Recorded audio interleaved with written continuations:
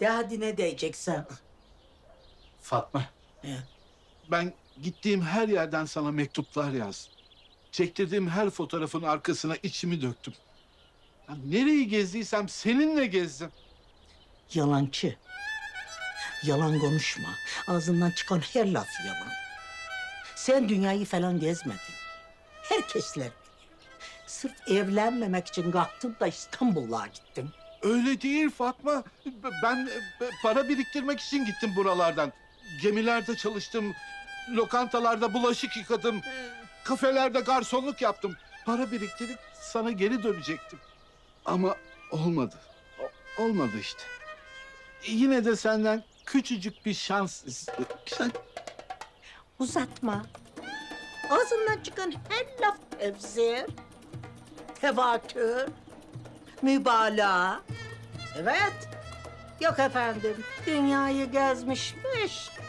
Yok, her yerlerde fotoğraflar çekinmişmiş, arkasına içini dökmüşmüş.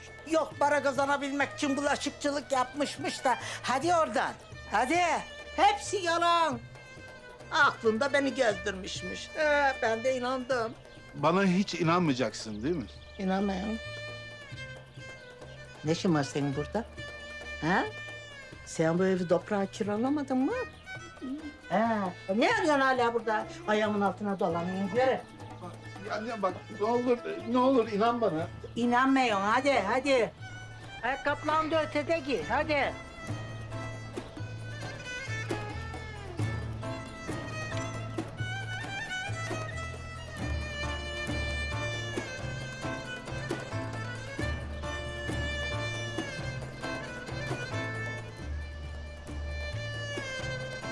İnanmıyorum. Nasıl inanayım ki sana? Neyine inanayım ben sana? Keşke inansam. Ne biçim ev bu? Bir ineplik bir dikiş kutusu olma mı bir evde?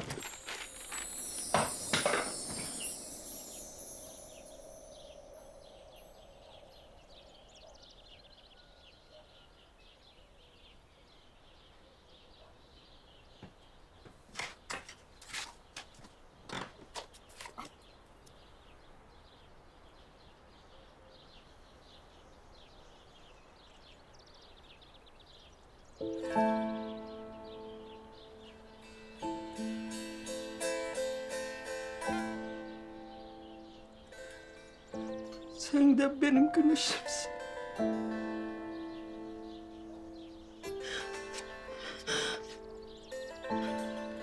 Fatma, yüreğimde sen dolanıyor mu? Aşkına yanan bir pervane gibi.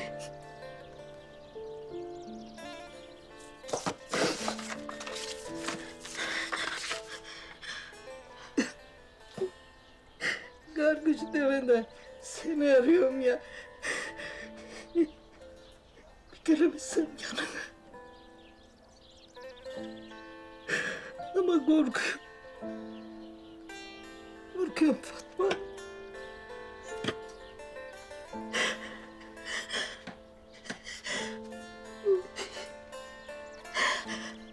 O sen ne ettin?